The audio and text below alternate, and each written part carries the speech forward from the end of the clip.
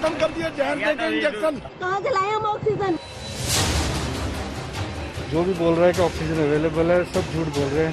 There is total chaos. अरे बाहर से आ रही ऑक्सीजन, बाहर से आ रही ऑक्सीजन, बाहर से आ रही तो क्यों नहीं मिल रही हम लोग को?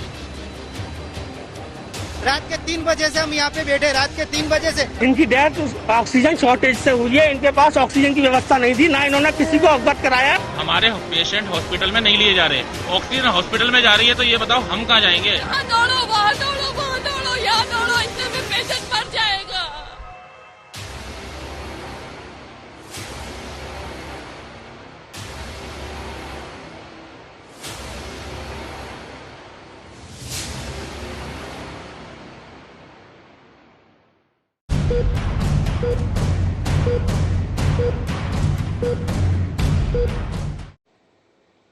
नमस्कार, मैं हूं श्वेता सिंह और आप देख रहे हैं आज तक।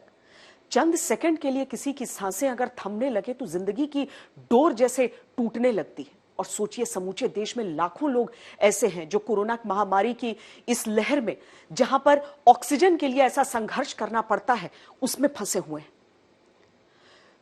कोरोना लहर के आपातकाल में ऑक्सीजन एक संघर्ष है, जीवन कतार में है, मृत्यु कतार में है, संकट में है। एक एक सांस भारत की प्राणवायु मझधार में है। आज के भारत में ऑक्सीजन एक खोज है। सोचने वाली बात यह है कि वो भारत है जो हमेशा जरूरत से ज्यादा ऑक्सीजन का उत्पादन करता रहा, वही भारत कोरोना की दूसरी लहर में ऑक्सीजन के संकट में कैसे फंस गया? आम लोगों तक ऑक्सीजन क्यों नहीं पहुंच रही? कोरोना की भयानक लहर में हमारी व्यवस्था का ऑक्सीजन लेवल गिरने क्यों लगा? आखिर कमी कहां है? ऑक्सीजन कहां अटकी हुई है? अस्पतालों तक ऑक्सीजन पहुंचाने का प्लान क्या है? क्या फाइटर जेट तेजस वाली तकनीक से हमारी फाइटर देश को सांस आएगी, या ऑक्सीजन कॉन्सेंट्रेटर अब तकनीकी प्राणायाम से डूबती हुई धड़कनों को संभालेगा? सवाल बहुत सारे हैं, जवाब एक एक करके आपको देते हैं। सबसे पहले यह देखते हैं कि भारत में महामारी के बीच ऑक्सीजन वाला चैलेंज क्या है और इसे खत्म करने के लिए किया क्या जा रहा है। हमारा पेशेंट होम क्वारंटाइन है, उसके लिए मैं सिलेंडर का अरेंजमेंट देख रहा हूँ। घर के लिए सिलेंडर अवेलेबल कहीं नहीं है। 3 दिन से आ रहा हूँ, आज 3rd डे है, ऑक्सीजन नहीं मिल रही। कल भी आया था, 4 घंटे और ऑक्सीजन खत्म हो गई। सभी हॉस्पिटल में कम से कम पेशेंटों को इतना तो मिल जाए कि बिना ऑक्सीजन कोई ना मरे। 5 बजे से दौड़ रहे हैं, यहाँ से लाठी लेके चार्ज कर रहे हैं। लाइन लगे, नंबर आया तो भगा दिया, सिलेंडर लेके भगा दिया उन्होंने।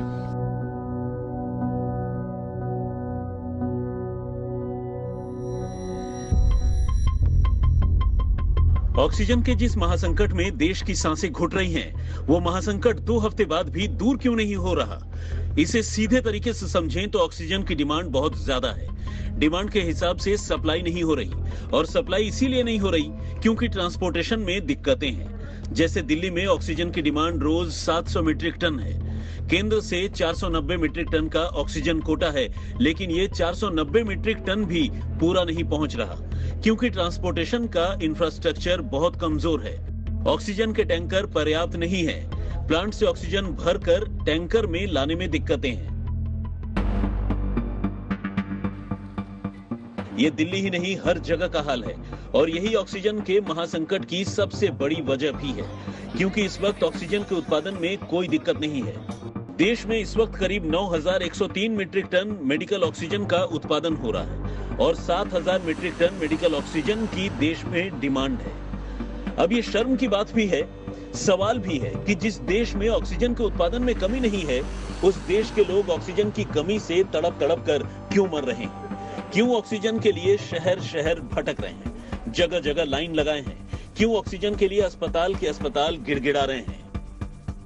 ये हालात तभी बदले जा सकते हैं जब प्लांट से ऑक्सीजन भरकर तेजी से लाया जाए, राज्यों की डिमांड के हिसाब से सप्लाई हो, सही तरीके से और तत्काल डिस्ट्रीब्यूशन का सिस्टम बने। जिस सिस्टम पे मैं बैठ के काम कर रहा हूँ, ये दरअसल कोविड कमांड सेंटर है आगरा का, और उसका दफ्तर है। और आपके तस्वीरें दिखाते हैं, ये बड़ी बड़ी स्क्रीनें लगाई गई हैं। ये सारा तामझाम, सारी व्यवस्था इसलिए है कि जो शहर इस समय कोरोना की महामारी से जूझ रहा है, 4000 से ज्यादा जहां एक्टिव पेशेंट्स हों, मरने वालों की संख्या भी बढ़ी है, और ऐसी आपात स्थिति में ऐसे कमांड सेंटर से कितनों की मदद हो सकती है। दिन भर सैकड़ों कॉल, और वो इसलिए किसी को ऑक्सीजन बेड चाहिए, किसी को इंजेक्शन चाहिए, किसी को अस्पतालों में जगह चाहिए, आईसीयू, वेंटिलेटर। ये तमाम वो कॉलर्स हैं जो ये सुनिश्चित करते हैं कि जो लोग मुश्किल में हैं, जिस हालातों से वो गुजर रहे हैं कि जब वो इस हेल्पलाइन तक फोन करें तो उन्हें मदद मिल सके। यहाँ अस्पतालों का रियल टाइम डेटा है, किस अस्पताल में कितने आईसीयू, वेंटिलेटर या ऑक्सीजन बेड खाली हैं, जिनको जरूरत है कैसे उन तक मुहैया हो। इस परेशानी में दरअसल सबसे बड़ी मुश्किल ये है कि फोन करें तो करे किसे, शासन प्रशासन तक पहुंचे किसे। इसलिए एक हेल्पलाइन नंबर जारी किया गया है और उस हेल्पलाइन नंबर की घंटियां सीधे यहां बजती हैं और एक साथ ये तमाम सारे लोग आप देख पा रहे हैं फोन अटेंड कर रहे हैं। ऑक्सीजन बेड की किल्लत देखिए, कई जगहों पर देखा, आपके डेटा में भी दिख रहा है ऑक्सीजन बेड की किल्लत है, बावजूद इसके मरीज की संख्या बढ़ेगी तो आप क्या करेंगे? नहीं, अभी वर्तमान में मैं आपको बताऊं, डीएम सर ने लगभग 2000 से 2500 तक बेड हमारे पास अवेलेबल है। और ऑक्सीजन बेड है या साधारण बेड? ऑक्सीजन बेड वाले कह रहा हूँ। और हमारे पास पर्याप्त ऑक्सीजन है। मैंने अभी आपको कहा कि अभी सर ने हमें बताया था कि 48 आवर्स तक, जो कि मैसेज भी हमने स्प्रेड किया आईएमए के बीच, तो अभी हमारे यहाँ इस तरह कोई समस्या नहीं थी। लेकिन सबसे बड़ी चुनौती यही है कि प्लांट से ऑक्सीजन की सप्लाई कैसे की जाए और कम से कम समय कैसे लगाया जाए, क्योंकि इस वक्त एक एक मिनट कीमती है। इसमें एयरफोर्स के बड़े विमान लगे हैं जो खाली टैंकर एयरलिफ्ट करके प्लांट तक पहुंचा रहे हैं और वहां से ऑक्सीजन भरकर टैंकर्स को रोड से राज्यों तक लाया जा रहा है। इससे एक तरफ का टाइम बच रहा है। अलग अलग राज्यों के लिए ऑक्सीजन ट्रेनें चल रही हैं जो राज्यों से खाली ऑक्सीजन टैंकर लेकर प्लांट जा रही हैं और वहां से ऑक्सीजन भरे टैंकर को राज्यों तक पहुंचा रही है। ऑक्सीजन पर्याप्त मात्रा के अंदर पहले भी थी और अब तो और ज्यादा उसको स्ट्रेंथन कर दिया गया। अब तो इतने प्रकार के सोर्सेज से ऑक्सीजन को देश में उपलब्ध कराया गया है, इतने सारे स्टोरेज के, ट्रांसपोर्ट के टैंकर्स, क्रायोजेनिक टैंकर्स, विदेशों से भी मोबिलाइजेशन, इंडस्ट्री से भी मोबिलाइजेशन, सब जगह से हो रहा है। लेकिन इससे भी संकट दूर नहीं हो रहा, तो वो इसलिए कि ऑक्सीजन तेजी से पहुंचाने के लिए जैसा इंफ्रास्ट्रक्चर चाहिए वही ध्वस्त है। जो जरूरी चीजें हैं वही पर्याप्त नहीं है। डिमांड के हिसाब से सप्लाई करने के लिए देश में पर्याप्त संख्या में ऑक्सीजन टैंकर नहीं है। भारत के पास 1224 ऑक्सीजन टैंकर हैं। इनकी कुल क्षमता 16,732 टन है, लेकिन टैंकर को डिलीवरी करने में 6 से 7 दिन लग जाते हैं। इस तरह एक समय में 16% टैंकर ही उपलब्ध होते हैं, यानी 3500 से 4000 टन ऑक्सीजन ले जाने के लिए एक समय में करीब 200 टैंकर ही उपलब्ध होते हैं। इसका विकल्प हाई कैपेसिटी वाले क्रायोजेनिक टैंकर हैं, जिनमें एक टैंकर की कीमत करीब 50 लाख रुपए होती है और जिन्हें कंपनियां अपना खर्च रखने के लिए खरीदती नहीं थी। इस वक्त सरकार पर जिम्मेदारी है कि वो हाई कैपेसिटी क्रायोजेनिक टैंकर उपलब्ध कराए। इसके लिए वो सिंगापुर, जर्मनी, यूएई जैसे देशों और जहां से भी मुमकिन हो रहा है वहां से टैंकर मंगवाए जा रहे हैं। 2 हफ्ते से ऑक्सीजन सप्लाई के लिए ट्रेनों से ऑक्सीजन टैंकर के ट्रांसपोर्टेशन की कोशिश की जा रही है, लेकिन ये कोशिश इसलिए काफी नहीं है क्योंकि इससे ऑक्सीजन की जरूरत को पूरा नहीं किया जा सकता। 29 अप्रैल तक 10 दिन में रेलवे ने देश भर में 640 metric ton oxygen Maharashtra, Uttar Pradesh, Madhya Pradesh, Delhi और हरियाणा तक पहुंचाई है, लेकिन अकेले दिल्ली की एक दिन की डिमांड इससे ज्यादा 700 मीट्रिक टन है। अब सोचिए, ट्रेन से ऑक्सीजन पहुंचाना कैसे ऊंट के मुंह में जीरे जैसा है। ऑक्सीजन की सप्लाई में भूगोल भी आड़े आ रहा है। देश में ऑक्सीजन प्लांट्स की लोकेशन जरूरतमंद शहरों से लंबी दूरी पर है। ओडिशा और पश्चिम बंगाल के पास सरप्लस ऑक्सीजन है और वो देश के दूसरे हिस्सों में भेज रहे हैं, लेकिन दूरी ज्यादा होने के कारण टाइम लग रहा है। महाराष्ट्र और गुजरात भी ऑक्सीजन के बड़े प्रोड्यूसर हैं, लेकिन वहां खपत भी ज्यादा है। इन्हीं मुश्किलों की वजह से देश की सांसों पर आफत है। इसलिए ये भी कहा जा रहा है कि ऐसे संकट की तैयारी पहले से करनी चाहिए थी, जिस पर सरकारें आंख बंद करके बैठी थी। अब जब संकट आ गया तो कोई कोशिश काम नहीं आ रही है। आज तक ब्यूरो। मित्र वो होता है जो मुश्किल के समय में आपकी मदद के लिए आगे आए और बिना लाग लपेट के लिए आए। भारत ने पिछले 1 साल में, यानी कि जब कोरोना का संक्रमण दुनिया के कई देशों को बुरी तरीके से परेशान कर रहा था, भारत ने उनकी बहुत मदद की थी और बिना किसी शर्त के की थी। लेकिन आज मदद की बारी उन देशों की है और भारत के वो दोस्त देश आगे आए हैं। दवाइयों की बात हो या ऑक्सीजन की बात हो, वो मदद कर रहे हैं। दुनिया में कम से कम 40 ऐसे देश हैं इस समय जो भारत की तरफ मदद का हाथ बढ़ा रहे हैं और उन देशों से जो मदद आ रही है वो वाकई बहुत फर्क डालने वाली है।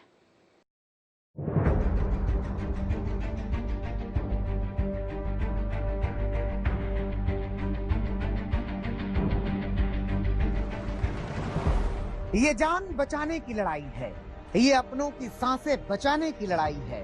पूरा देश इसी लड़ाई में लगा है। देश की सांसों में सांस कैसे आए, जान में जान कैसे आए, इस महासंकट से कैसे पार लग जाए, पूरी दुनिया मदद के लिए आई है।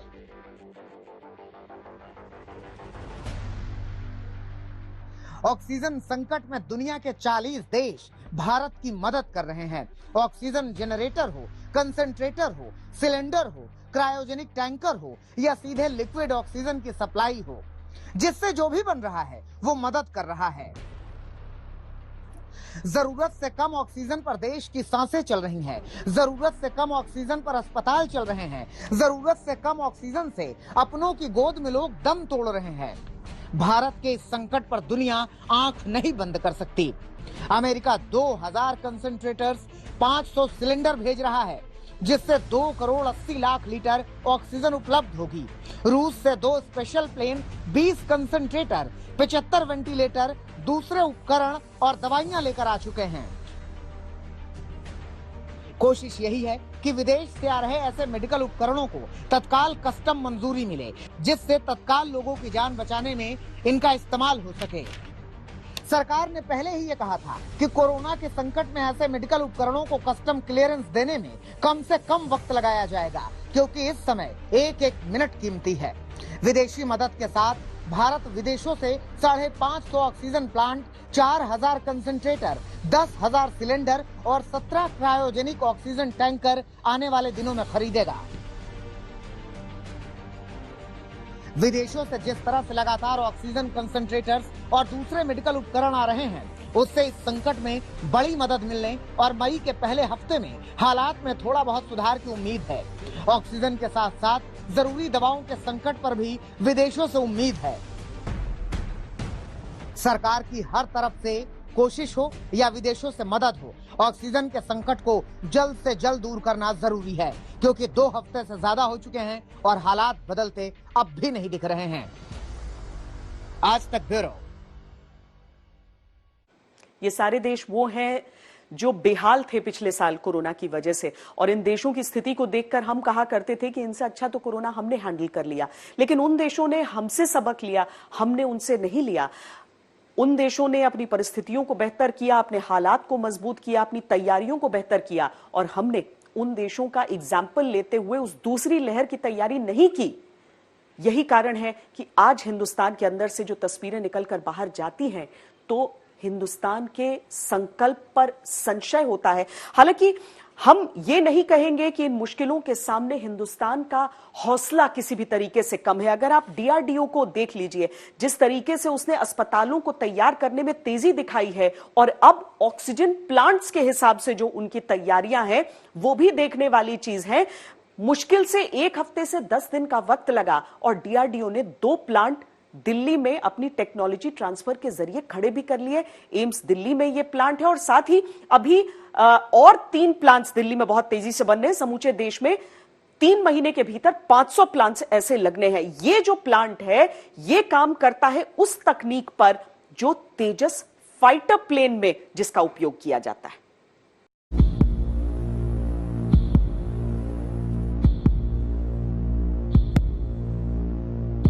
ये कोरोना के विरुद्ध देश का युद्ध काल है, और प्राथमिकता सांसों के संघर्ष को दूर करने की है, वो भी तेज रफ्तार से। मदद के लिए डीआरडीओ उस तकनीक के साथ आगे आया है जो हल्के लड़ाकू विमान तेजस में इस्तेमाल होता है। ऑनबोर्ड ऑक्सीजन जनरेशन की इस तकनीक के आधार पर देश में 500 ऑक्सीजन प्लांट लग रहे हैं। प्रधानमंत्री जी के निर्देशानुसार डीआरडीओ पीएम केयर्स फंड से 500 मेडिकल ऑक्सीजन प्लांट सेटअप करने जा रहा है। अगले 3 महीने में ये प्लांट पूरे देश में सेटअप कर दिए जाएंगे। इनफैक्ट 5 प्लांट्स तो बहुत जल्दी ही दिल्ली रीजन में गवर्नमेंट हॉस्पिटल्स में सेटअप किए जा रहे हैं।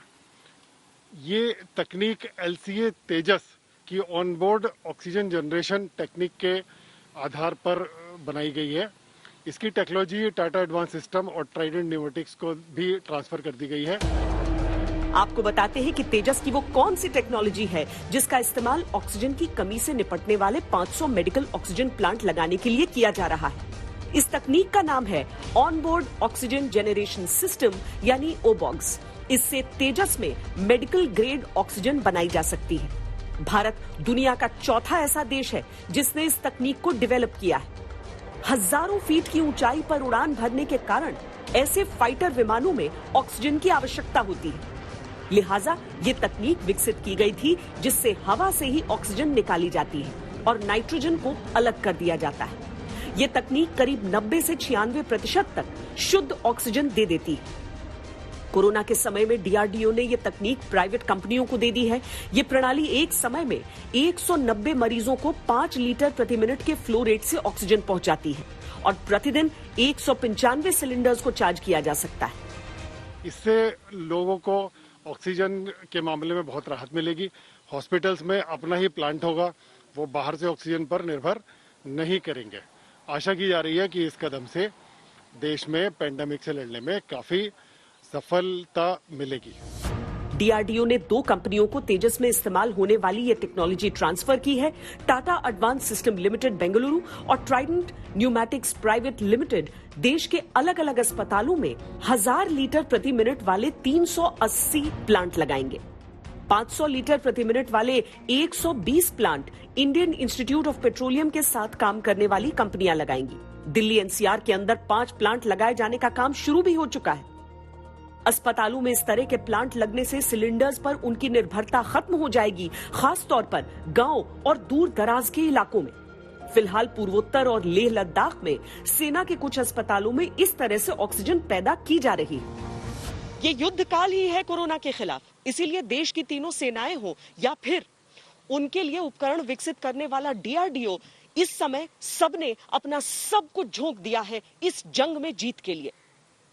भले ही इन ऑक्सीजन प्लांट्स के लिए 3 महीने का दायरा दिया जा रहा हो, लेकिन कुछ ऑक्सीजन प्लांट्स को बहुत तेजी से विकसित किया जा रहा है ताकि देश को फौरी मदद मिल सके।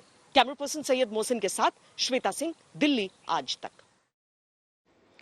देश भर में ऑक्सीजन की ऐसी किल्लत है आजकल कि उससे जुड़े जो तमाम उपकरण हैं उनकी भी भयंकर कमी हो जाती है। अब लोगों के मन में यह सवाल उठता है कि अगर कोई कोरोना पीड़ित है तो वो किस तरीके से ये तय करे कि उसके शरीर में ऑक्सीजन का लेवल क्या है, उसका स्तर क्या है। तो इसके लिए एक चीज इस्तेमाल होती है ऑक्सीमीटर, जिसे उंगली पर लगाकर एक रीडिंग के जरिए कोई भी व्यक्ति ये पता लगा सकता है अपने घरों में भी। ये कोई आम मेडिकल उपकरण नहीं है, लेकिन आज की तारीख में इसकी जरूरत बहुत ज्यादा है। इसीलिए हम आपको दिखाते हैं कि बाजारों में क्या ये उपलब्ध है, इसकी स्थिति क्या है और साथ ही इसे प्रयोग कैसे करना है। साथ राहत या चिंता लेकर आती है। ये वो यंत्र है जो खून में ऑक्सीजन की मात्रा को नापता है।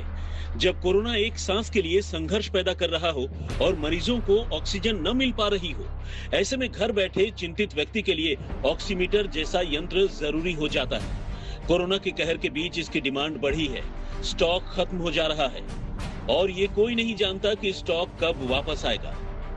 ऑक्सीजन की कमी से हर जगह त्राहिमाम है।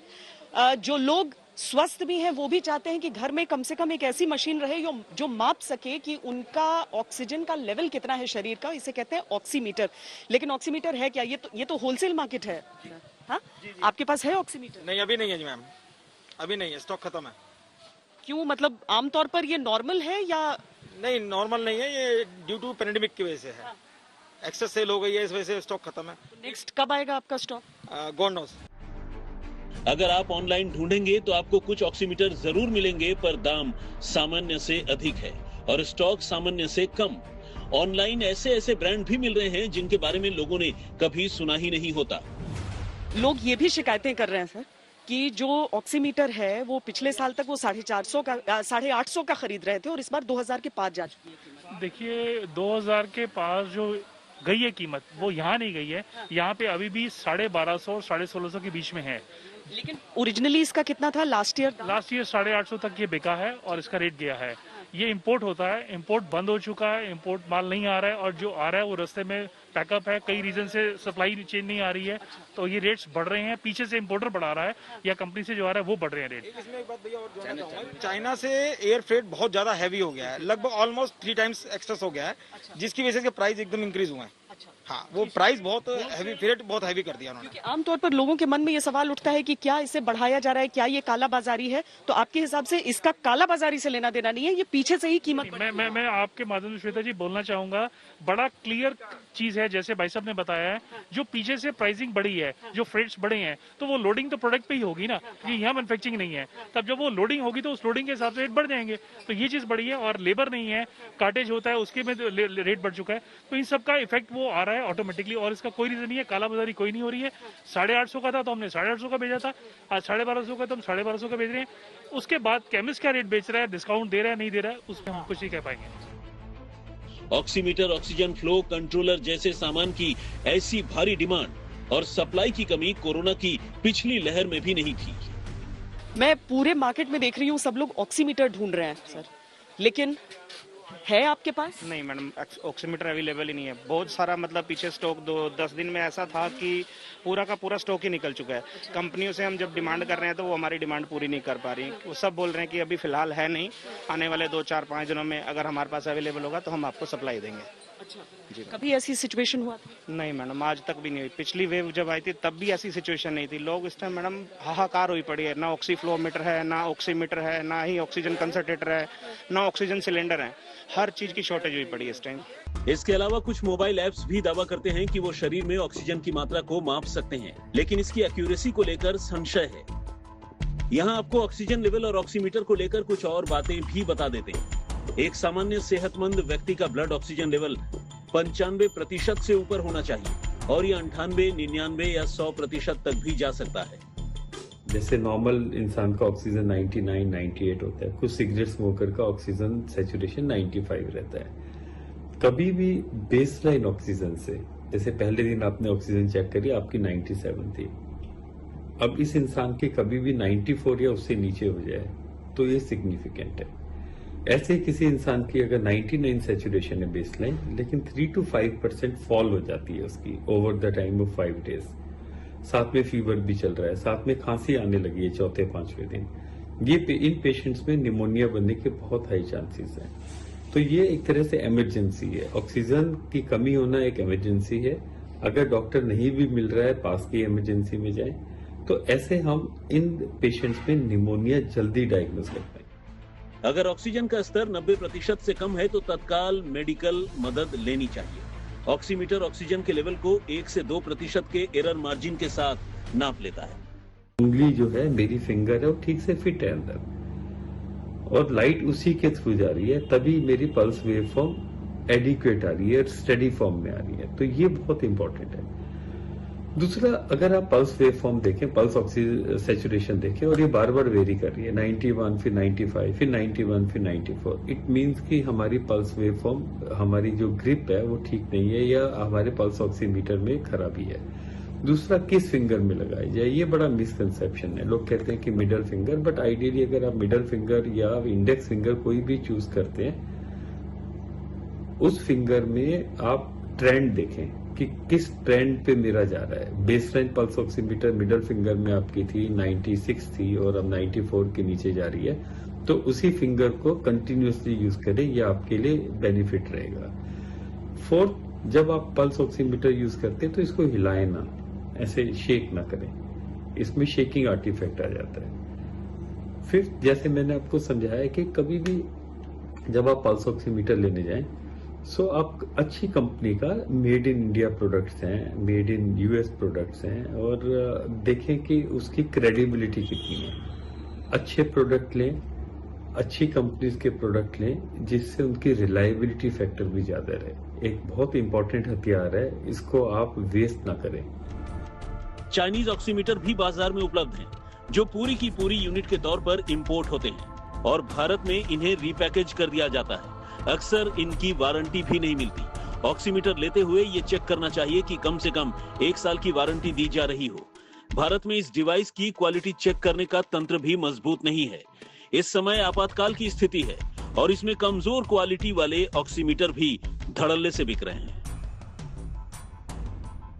दिल्ली में श्वेता सिंह के साथ आज तक ब्यूरो।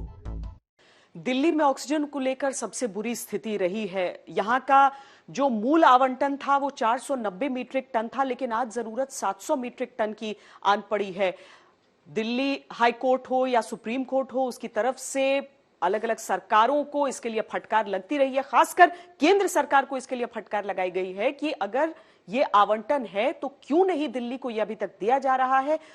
इसी सब के बीच सुप्रीम कोर्ट की तरफ से सुबह 10:30 बजे तक की मोहलत दे दी गई है केंद्र सरकार को कि 700 मीट्रिक टन की आपूर्ति की जाए। सवाल यह है कि केंद्र सरकार की तरफ से तमाम बातें भले ही की जा रही हों, लेकिन यह आवंटन होगा कैसे?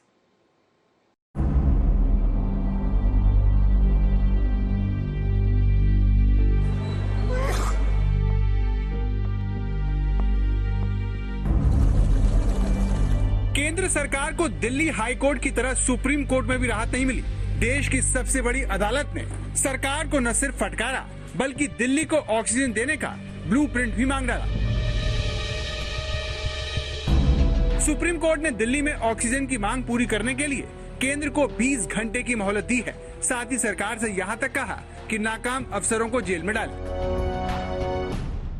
राजधानी में ऑक्सीजन के संकट पर दिल्ली हाई कोर्ट ने मंगलवार को केंद्र सरकार के 2 अधिकारियों पर अवमानना का मुकदमा शुरू करने की बात कही थी।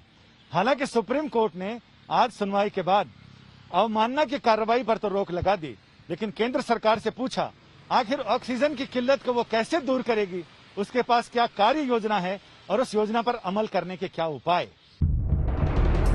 सुप्रीम कोर्ट में केंद्र की ओर से कहा गया कि दिल्ली सरकार की रोजाना 700 मीट्रिक टन ऑक्सीजन की मांग वास्तविक मांग से ज्यादा है। वो 500 मीट्रिक टन में काम चला सकती है। केंद्र सरकार ने मुंबई का उदाहरण दिया और कहा कि जब महाराष्ट्र में रोज कोरोना के 92,000 मामले सामने आ रहे थे, तब भी मुंबई में 275 मीट्रिक टन ऑक्सीजन से काम चल रहा था। लेकिन जस्टिस चंद्रचूड़ ने केंद्र की दलील को खारिज करते हुए कहा कि हमने 700 मीट्रिक टन का आदेश दिया है, हम उससे पीछे नहीं हट सकते। अदालत ने साफ कहा कि दिल्ली को 700 मीट्रिक टन ऑक्सीजन मिलनी चाहिए, उससे कम हमें मंजूर नहीं होगा। अदालत ने इसके लिए केंद्र सरकार को गुरुवार सुबह 10:30 बजे तक प्लान पेश करने को कहा। दिल्ली हाईकोर्ट की फटकार सुनने के बाद केंद्र सरकार सुप्रीम कोर्ट में नमाज छुड़ाने आई थी। नमाज तो छूट गई, लेकिन रोजे गले पड़े रहे।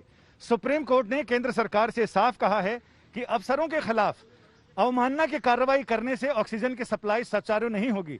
लिहाजा केंद्र ये तय करे और 10:30 बजे तक गुरुवार सुबह ये कोर्ट को बताए कि 700 मीट्रिक टन ऑक्सीजन की आपूर्ति दिल्ली के लिए करने के लिए उसके पास क्या कार्य योजना है और उसको कितने घंटे में अमल दिया जाएगा, कितने घंटे में दिल्ली की मांग सुचारू रूप से पूरी की जाएगी।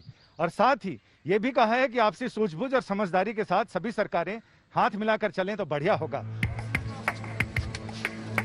सुप्रीम कोर्ट ने केंद्र से एक्शन प्लान पूछा तो इस चुनौती से निपटने के लिए मुंबई मॉडल से मदद लेने की सलाह भी दी। अदालत ने कहा कि सरकार बॉम्बे म्युनिसिपल कॉर्पोरेशन के विशेषज्ञों से विचार कर सकती है, पूछ सकती है कि उन्होंने कैसे मैनेज किया। उनके अधिकारी भी यहाँ दिल्ली में तैनात किए जा सकते हैं ताकि उनके अनुभव का फायदा तत्काल मिले। सुप्रीम कोर्ट ने होम आइसोलेशन में रहकर कोरोना को मात देने की जद्दोजहद कर रहे लोगों की जरूरत भी ध्यान में रखने को कहा। कोर्ट ने केंद्र सरकार से कहा कि तमाम आंकड़े तो मौजूद हैं, क्या उन लोगों के आंकड़े और जरूरत को भी केंद्र सरकार ने ध्यान में रखा है जो अपने घरों में रहकर कोरोना को मात दे रहे हैं, अस्पतालों पर बोझ नहीं बनना चाहते, उनकी ऑक्सीजन की जरूरत के ध्यान कौन रखेगा? आपको उन्हें भी ध्यान में रखना चाहिए। अब कल अदालत में केंद्र सरकार को 700 मीट्रिक टन ऑक्सीजन दिल्ली को देने का ब्लूप्रिंट पेश करना होगा। अदालत ने केंद्र से विस्तृत हलफनामे की जगह बुलेट पॉइंट मांगे हैं, जिसमें सरकार को बताना होगा कि दिल्ली में ऑक्सीजन का इंतजाम वो कहां से करेगी और कैसे और कब तक ये सप्लाई होगी। अदालत ऑक्सीजन की सप्लाई के लिए विशेषज्ञों की कमेटी भी बना सकती है, जिसमें प्राइवेट डॉक्टर भी हो सकते हैं। लेकिन सबसे बड़ा सवाल ये है कि जब ऑक्सीजन की किल्लत है तो फिर केंद्र सरकार 700 मीट्रिक टन ऑक्सीजन दिल्ली को देने के लिए कहां से लाएगी? संजय शर्मा, दिल्ली, आज तक। देश के अलग अलग राज्यों में, वहां के अलग अलग शहरों में ऑक्सीजन की किल्लत का सामना करना पड़ रहा है। हाँ, ऑक्सीजन प्लांट लगाए जरूर जा रहे हैं, कंटेनर्स लाए जा रहे हैं, टैंकरों से सप्लाई हो रहा है, लेकिन इसके बावजूद महामारी का पैमाना ऐसा है कि ये सब कुछ ऊंट के मुंह में जीरा साबित हो रहा है।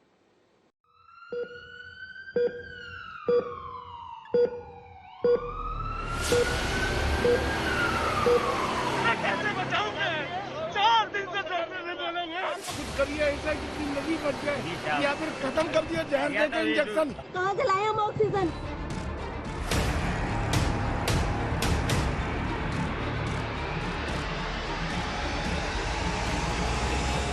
कर्नाटक के हुबली में बगैर ऑक्सीजन के 5 बीमारों की मौत हो गई। तमिलनाडु के चेंगालपट्टू में बगैर ऑक्सीजन के 11 मरीजों की मौत हो गई। आंध्र प्रदेश के अनंतपुर में बगैर ऑक्सीजन के 4 मरीजों की मौत हो गई।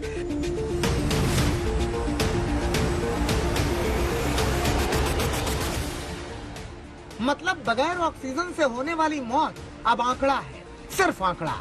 इन आंकड़ों में किसी अपने का नाम न दर्ज हो जाए, इसलिए लोग बदहवास होकर ऑक्सीजन के लिए दौड़ लगा रहे हैं। मत पूछिए कि किस शहर में ऑक्सीजन नहीं है, ये भी मत पूछिए कि ऑक्सीजन के लिए कौन परेशान है, क्योंकि शहर बदलते हैं, चेहरे बदलते हैं, लेकिन तकलीफें नहीं बदलती। तकलीफें बढ़ती जा रही हैं। लापरवाहियों का सिलसिला चल पड़ा है। ताजा लापरवाही हुई है लखनऊ में। यहाँ ऑक्सीजन सिलेंडर रिफिल करते वक्त सिलेंडर फट गया, 2 लोगों की मौत हो गई, 5 लोग घायल हो गए। इसी लखनऊ में लापरवाही की दूसरी तस्वीर देख लीजिए। ये वो ऑक्सीजन टैंकर हैं जो बाहर से मंगवाए गए हैं, मगर 3 दिन से ये टैंकर ऑक्सीजन प्लांट के बाहर ही खड़े हैं, क्योंकि ऑक्सीजन रिफिल करने वाले उपकरण ही नहीं है। लिहाजा टैंकर खड़े हैं और टैंकरों के पास उदास आंखें इंतजार में पथराई जा रही हैं कि कब मिलेगी ऑक्सीजन, कब बचेगा हमारा मरीज। माता जी को मैंने घर में एडमिट कर रखा है, अस्पतालों का इतना बुरा हाल है। और योगी जी बोल रहे हैं यहाँ कोई चीज की दिक्कत नहीं है, सब पूरा है, सब कमी है, मतलब हद है। 4 दिन से खड़ा हुआ हूँ और यहाँ भागो वहाँ भागो जब तक कि मरीज मर जाए। 3 जगह गए थे, वहाँ भागे थे, पारा में गए थे कि वहाँ भर जाए, वहाँ भी नहीं भर गया सर। फिर यहाँ 1 बजे कल आए, यहाँ पे लगाए लाइन। परसों से जो है सुबह लाइन से लगे हैं हम, शाम को जो है वापस हो जाते हैं, गैस नहीं मिल रही है। सुबह 4 बजे आ गए थे। सुबह 4 बजे जी। अभी तक नंबर लगा है, कुछ मिला है टोकन? अभी टोकन तो नहीं मिला, लाइन में लगे हैं, समय से नहीं मिल पा रहा। कल खत्म हो गई थी, कल आए थे तो। पता नहीं वो लोग कौन से ग्रह से उतरे हैं जो कहते हैं कि ऑक्सीजन की कोई किल्लत नहीं है। किल्लत नहीं होती तो दुनिया भर से ऑक्सीजन के टैंकर नहीं आ रहे होते। ये सिंगापुर से समंदर के रास्ते नेवल शिप के जरिए 27 टन ऑक्सीजन आई है। इसमें 3600 ऑक्सीजन सिलेंडर हैं। INS तंवर से लिक्विड मेडिकल ऑक्सीजन की खेप बहरीन से आई है।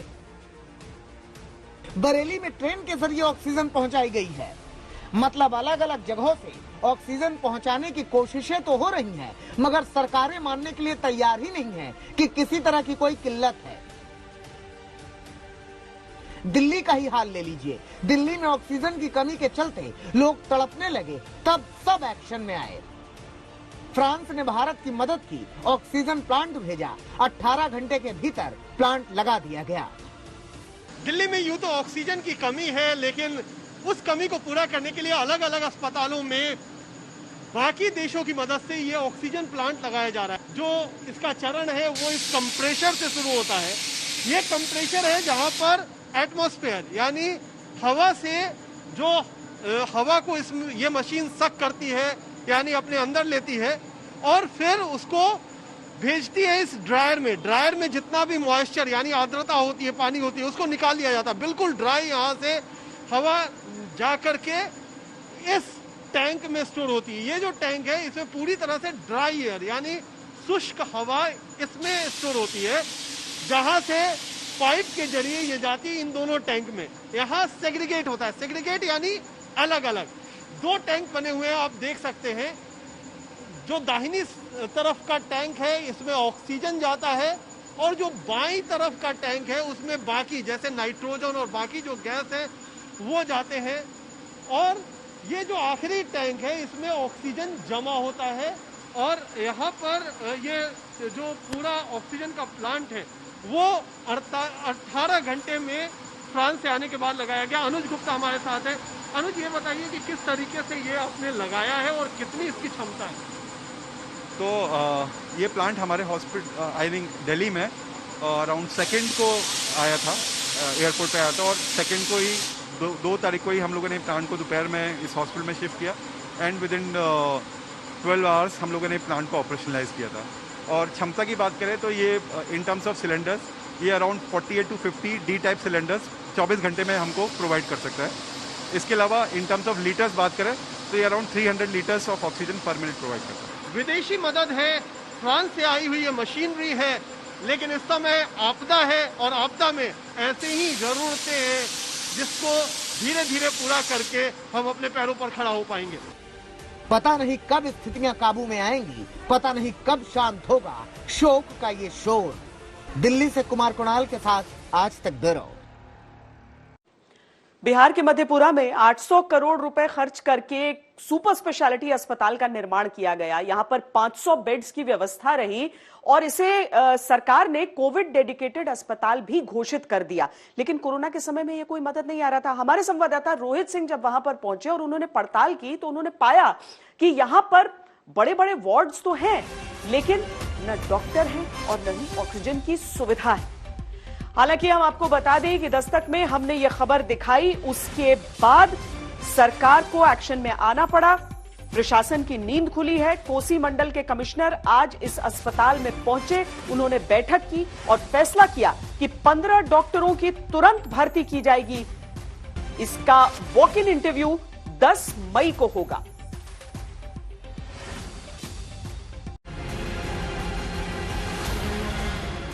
मंगलवार रात 10 बजे आज तक के दस्तक कार्यक्रम में मधेपुरा के इस आधुनिक अस्पताल में इलाज के लिए भटकते लोगों की कहानी सारे देश ने देखी। उनका RT-PCR रिपोर्ट नहीं आया है। ऑक्सीजन लेवल कभी घटता है कभी बढ़ता है, और उनको सुबह डॉक्टर साहब बोले जो इनको ऑक्सीजन लेवल कम है और न्यूमोनिया है, इनको जो है बाहर शिफ्ट कर लीजिए, यहाँ ICU की व्यवस्था नहीं है। आज तक के जरिए 800 करोड़ रुपए में बने इस अस्पताल का असली सच देश ने जाना, जिसके कंधों पर मधेपुरा समेत आधा दर्जन जिलों के कोरोना मरीजों के इलाज की जिम्मेदारी है। लेकिन आज तक संवाददाता रोहित सिंह ने अपनी पड़ताल में पाया कि ऑक्सीजन और डॉक्टरों की कमी के चलते मरीजों को दूसरे अस्पताल में भेजा जा रहा है। His oxygen saturation level was 82 on 29th। 30 के रात में उनका ऑक्सीजन सैचुरेशन लेवल 42 चला गया। कोई भी डॉक्टर देखने के लिए, एक वार्ड बॉय है सचिन कुमार, काफी लापरवाह, काफी बदतमीज। उसे मैं कहता रह गया कि मेरे मामा जी को वेंटिलेटर पर आप डालो। माननीय प्रधानमंत्री महोदय के द्वारा PM केयर्स फंड के द्वारा यहाँ पर वेंटिलेटर दिया गया, लेकिन वेंटिलेटर काम नहीं कर रहा। आगे की पड़ताल में रोहित सिंह को अस्पताल के मेडिकल सुपरिटेंडेंट कैमरे पर बताया कि रिक्त पदों के चलते ये अस्पताल लोगों का इलाज करने में नाकाम है। 500 बेड पहले से यहाँ घोषित है, लेकिन 500 बेड के लिए हमारे पास इंफ्रास्ट्रक्चर जो मैन पावर होना चाहिए अभी तक नहीं दिया गया है। शुरू से ही अभी तक मेरे पास 102 बेड के लिए कोविड का हम लोग इलाज कर रहे थे। ऐसे 354 बेड कोविड के लिए घोषित था पिछले मार्च में, 2020 मार्च में, जिसमें 102 बेड अभी मेरा फंक्शनिंग है और बेड उपलब्ध है मेरे पास, लेकिन 102 बेड के लिए ही मैन पावर मेरे पास अभी नहीं है। इसलिए मैन पावर की मेरे पास कमी है और आज के डेट में ऑक्सीजन सप्लाई मेरे पास 102 बेड के लिए भी नहीं हो पा रहा है। आज तक पे खबर दिखाए जाने के बाद कोसी प्रमंडल के आयुक्त राहुल महिवाल आज मधेपुरा मेडिकल कॉलेज पहुंचे, जहां पर उन्होंने उच्च स्तरीय बैठक की और इस बैठक के बाद ये फैसला लिया कि रिक्तियों को भरने के लिए 10 मई को वॉक इन इंटरव्यूज कराए जाएंगे और 15 डॉक्टरों की बहाली भी की जाएगी। कितने पद खाली है, भर्ती कभी करने हैं। 10 तारीख को भी यहाँ वॉक इन लेंगे इंटरव्यू, उसके रोस्टर से संबंधित बात हो गई है। लगभग 15 इनको मिलेंगे डॉक्टर। तो इसको और कितना सुदृढ़ किया जाए कोविड से। लेकिन सवाल यह है कि बाकी पदों पर कब बहाली होगी, क्योंकि इस अस्पताल में स्वीकृत 680 पदों में 482 पद खाली पड़े हैं। 15 डॉक्टर अकेले कैसे मरीजों का इलाज करेंगे? अस्पताल में जरूरी नर्सिंग स्टाफ की बहाली कब होगी? ये काम अस्पताल बनाते वक्त क्यों नहीं किया गया? वैसे 800 करोड़ के इस अस्पताल में जरूरी पदों की नियुक्तियां ही नहीं टाली जा रही। सरकारी खजाने से इतनी रकम खर्च करके भी अस्पताल में 24 घंटे तक बिजली गुल रहती है। मंगलवार को जब रोहित सिंह दोपहर 1 बजे यहाँ रिपोर्टिंग के लिए पहुँचे तो उन्होंने पाया कि जनरेटर चल रहे हैं। पूछताछ की तो बताया गया कि अस्पताल में बिजली नहीं है, जिसकी वजह लाल फीताशाही है। कोसी और सीमांचल क्षेत्र के सबसे बड़े सरकारी अस्पताल में इस वक्त हम मौजूद हैं। देख सकते हैं बिजली नहीं है यहाँ पे। अस्पताल रात से ही बिजली नहीं है, अस्पताल है ये, लेकिन यहाँ पर बिजली नहीं है और इसको लेकर काफ़ी परेशानी भी जो हो रही है। रात से ही बताया जा रहा है बिजली नहीं है, तकरीबन 8-9 बजे से मुझे लगता है कि बिजली नहीं है। यानी आप देख लीजिए 12 घंटे से ऊपर का वक्त बीत चुका है और अस्पताल में बिजली नहीं है। तो अस्पताल के लिए तो हमने अभी जनरेटर को चालू करवा दिया है ताकि वेंटिलेटर पर पेशेंट्स हैं, सबको जो है so life is being threatened, तो वहाँ तक तो चल रहा है, लेकिन इधर हम लोग बिना बिजली के ही जी रहे हैं। इन्होंने दुरुस्त कर लिया युद्ध स्तर पे और बाकी कुछ LNT के स्तर पे काम है, उनको भी सख्त हिदायत दी गई है कि अपना काम समय और नियमित रूप से पूरा करते रहें। आगे से ऐसा नहीं होगा, इसका पूरा ख्याल रखा जाए। बिहार देश के उन राज्यों में शामिल है जहां स्वास्थ्य सुविधाओं की हालत बहुत खराब है, डॉक्टरों की बेहद कमी है। इसके बावजूद सरकार 800 करोड़ रुपए अस्पताल पर तो खर्च कर देती है, लेकिन वक्त पर डॉक्टरों की बहाली करना भूल जाती है, जिससे इतना आधुनिक अस्पताल अपने मकसद में नाकाम हो जाता है। रोहित सिंह, मधेपुरा, आज तक। अब आपको अव्यवस्था और बेचारगी की एक तस्वीर झारखंड से दिखाते हैं। झारखंड के चतरा में एक अस्पताल का जायजा लिया हमारे संवाददाता आशुतोष ने।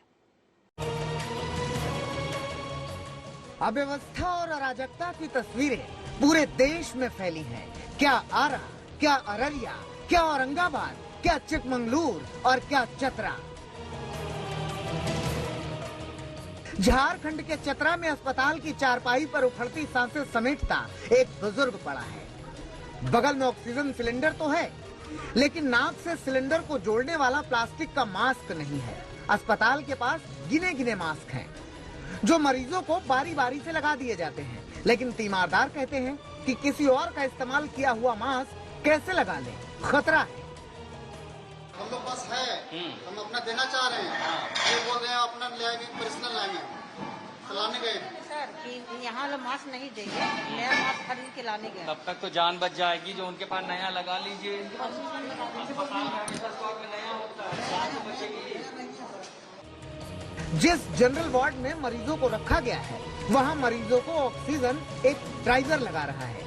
मेडिकल स्टाफ की संख्या इतनी ज्यादा नहीं है, इसलिए ड्राइवर ही लोगों को सिलेंडर लगा रहा है। आज से नहीं, कहता है 13 साल से।